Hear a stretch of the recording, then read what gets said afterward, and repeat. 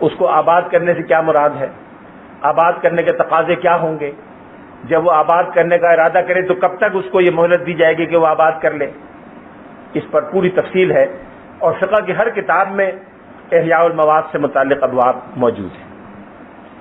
امام ابو حنیفہ کا ارشاد یہ ہے کہ یہ بات رسول اللہ صلی اللہ علیہ وسلم نے بطور سربراہ ریاست کے فرمائی، یہ تصرف آپ نے بطور سربراہ ریاست کے فرمایا، لہذا جب حضور نے بطور سربراہ ریاست کے اپنے زمانے کے شہریوں کو یہ اجازت دی تھی کہ جس کا جی چاہے عرب میں کوئی غیر آباد زمین آباد کر لے، اور جب وہ آباد کر لے گا وہ اس کی ملکیت قرار پا جائے گی، یہ ہر وقت ہر شخص کے لیے نہیں ہے۔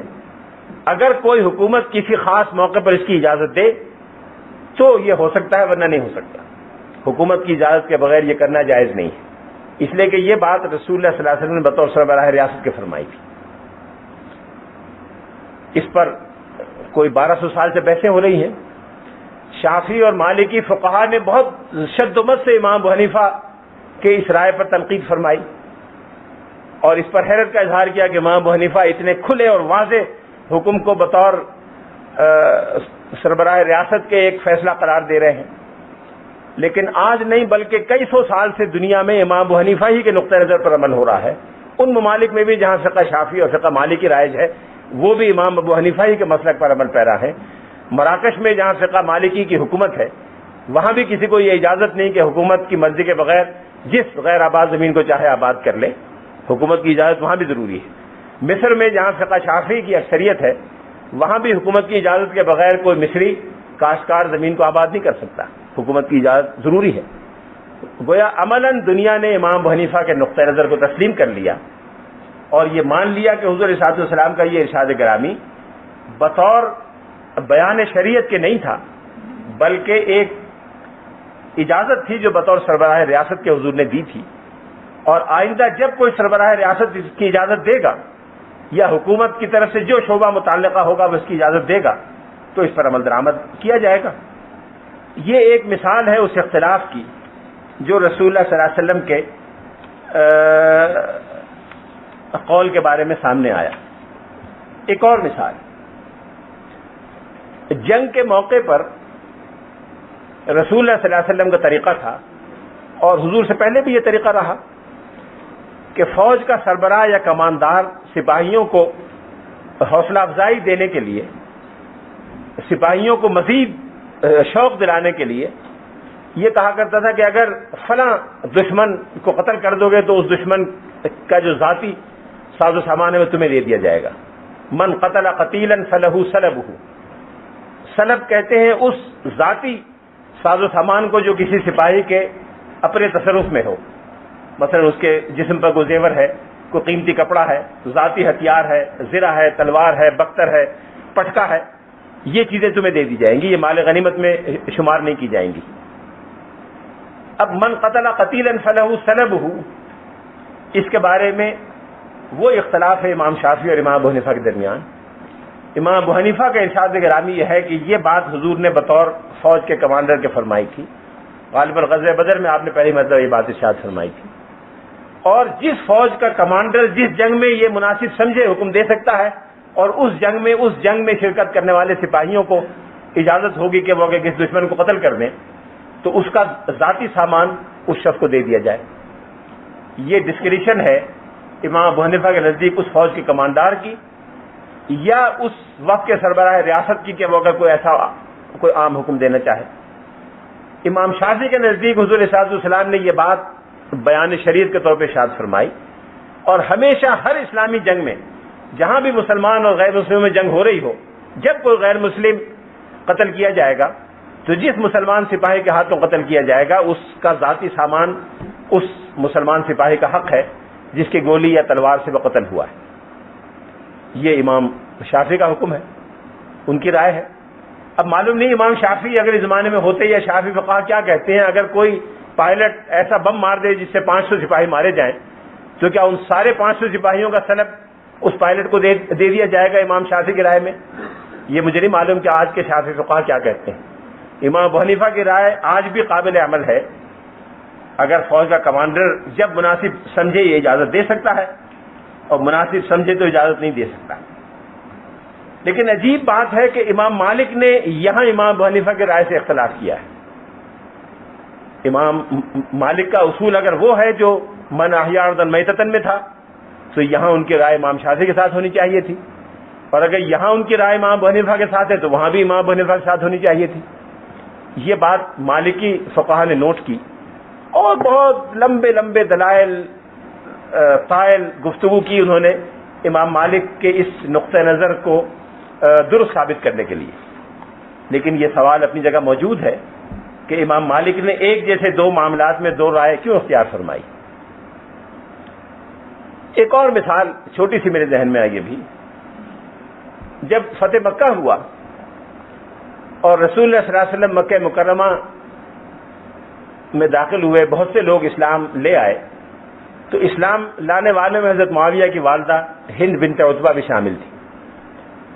ہند بنت عتبہ نے خواتین کی مجلس میں حضور صلی اللہ علیہ وسلم کی خدمت میں حاضری دی. اسی دن یا اگلے دن یا کسی اور موقع پر اس کی تفصیل نہیں ملتی، اور مختلف خواتین نے مختلف معاملات حضور سے پوچھے، مسائل پوچھے، رہنمائی لی. ہند بنت عتبہ نے کہا کہ یا رسول اللہ، ابو سفیان، اب یہ بیوی کہہ رہی ہیں اس لیے کسی صحابی کی اس میں کوئی غیبت نہیں لازم آتی، انہوں نے کہا ان ابا سفیان رجل شحیح مسیک، کہ ابو سفیان، ایک لفظی ترجمہ کر دیتا ہوں، ابو سفیان انتہائی بخیل اور کنجوس آدمی ہے. اب اس پر فقہاء کرام کے یہاں بحثیں ہوئی ہیں. کچھ فقہاء کرام نے یہ بتایا، یہ رائے ظاہر کی کہ یہ بات رسول اللہ صلی اللہ علیہ وسلم نے بطور بیان شریعت کے ارشاد فرمائی. بیان شریعت کے ارشاد فرمائی یہ رائے ابن حزم کی ہے کہ دنیا میں ہر بیوی کو جائز ہے، اور نہ صرف بیویوں کو جائز ہے بلکہ ہر اس شخص کو جس کا نفقہ کسی کے ذمے ہو وہ نفقہ نہ دیتا ہو. ڈاکٹر انصاری صاحب موجود نہیں ہیں، انصاری صاحب تنخواہ نہ دیں کسی کو تو یونیورسٹی کے خزانے سے پیسے لے لیں، نیوی تنخواہ نہ دے تو نیوی کا سپاہی جا کے پیسے لے لے، یہ بڑی خطرناک بات ہو جائے گی. لیکن ابن حزم کی رائے یہی ہے کہ بیویوں کو عام اجازت دے دی گئی کہ وہ شوہر کے مال میں سے جب چاہیں بغیر اجازت لے لیں. کچھ حضرات کا کہنا یہ ہے کہ یہ رسول اللہ صلی اللہ علیہ وسلم نے بطور قاضی کے بیان فرمایا. حضور نے ایک شکایت سنی اور شکایت کی بنیاد پر آپ نے فیصلہ کر دیا. یہ رائے امام شافعی اور امام مالک کی ہے. لیکن پھر اعتراض ہوا کہ رسول اللہ صلی اللہ علیہ وسلم نے دوسرے فریق کا موقف سنے بغیر کیسے رائے دے دی، ابو سفیان کا موقف کیسے نظر انداز کر دیا. اس کے مختلف جواب شافعی اور مالکی فقہا نے دیے ہیں. کچھ لوگ یہ کہتے ہیں کہ رسول اللہ صلی اللہ علیہ وسلم ذاتی طور پر ابو سفیان سے سال سے واقف تھے، حضور کو پتا تھا. پھر سوال پیدا ہوا کہ کیا قاضی اپنی ذاتی معلومات کی بنیاد پر فیصلہ کر سکتا ہے؟ فقہاء احناف کے نزدیک نہیں کر سکتا. فقہاء احناف کی رائے یہ ہے کہ اگر قاضی کو ذاتی طور پر معلوم ہو تو بھی اس ذاتی معلومات کی بنیاد پر فیصلہ نہیں کرے گا، گواہیوں کی بنیاد پر کرے گا. اس پر لمبی بحثیں ہیں.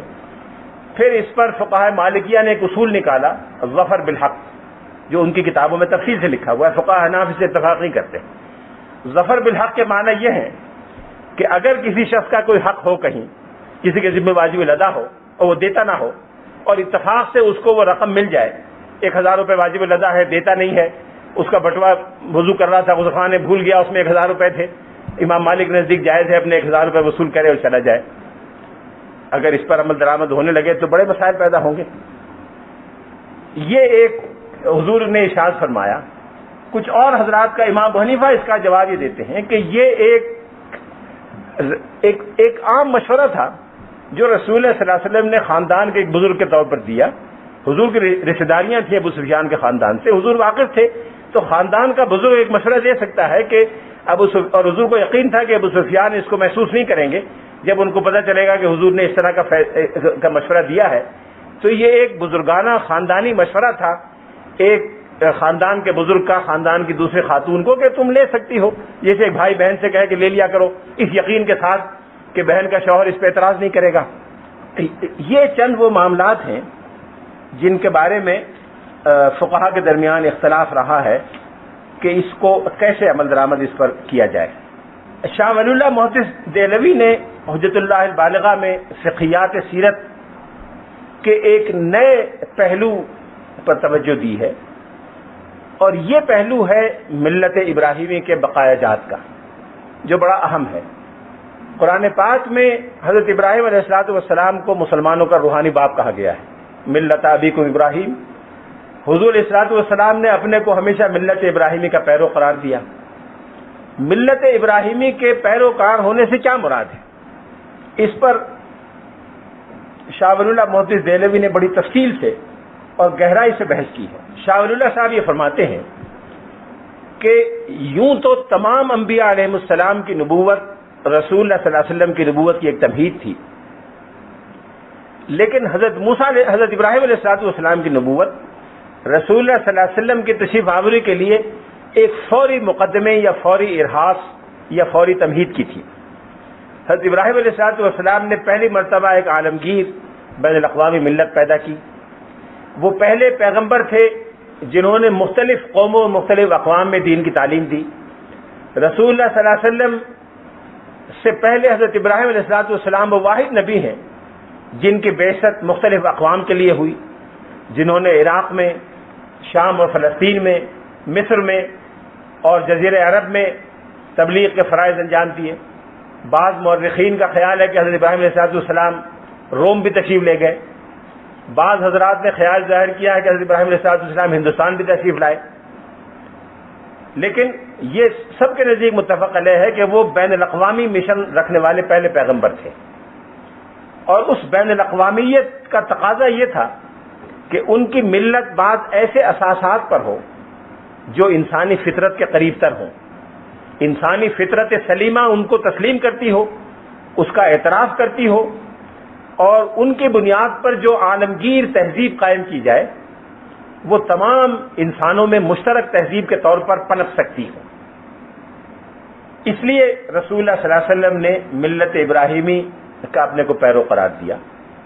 ملت ابراہیمی کا مرکز بیت اللہ چلی آ رہی تھی، بیت اللہ ملت ابراہیمی کا مرکز تھا۔ حج حضرت ابراہیم علیہ السلام نے شروع کیا۔ حج کے تمام بنیادی احکام اور طریقے حضرت ابراہیم علیہ السلام کے زمانے سے اور حضور کے زمانے تک چلے آ رہے تھے، اس میں کوئی بڑی تبدیلی نہیں ہوئی تھی۔ بیت اللہ کا طواف، بیت اللہ کی حرمت، حجاج کرام اور عمرہ کرنے والوں کا قربانی لے کر آنا، وہاں اللہ کے نام پر قربانی دینا، صفا مروہ کے درمیان سعی، اور یہ ساری وہ عبادات تھیں جو حج کے بنیادی ارکان میں سے ہیں۔ منا کا قیام اور عرفات کا اجتماع، یہ سب چیزیں حضرت ابراہیم علیہ السلام کے زمانے سے چلی آ رہی تھیں۔ ان میں کچھ چیزیں ایسی تھیں جو جاہلیت کے زمانے میں عربوں نے چھوڑ دی تھی، وہ حضور نے دوبارہ بحال کر دی۔ کچھ چیزیں ایسی تھیں جو جاہلیت کے زمانے میں بعض لوگوں نے شرارت سے یا جہالت سے اس میں شامل کر دی تھی، وہ حضور نے نکال دی، اور حج کی عبادت کو ایک پاکیزہ منقح کر کے ملت ابراہیمی کے مطابق دوبارہ قائم فرما دیا۔ یہ ساری تفصیل اس لیے ضروری ہے کہ جب شریعت کے احکام کی بنیاد پر کوئی عالمگیر ملت قائم کی جائے یا کوئی عالمگیر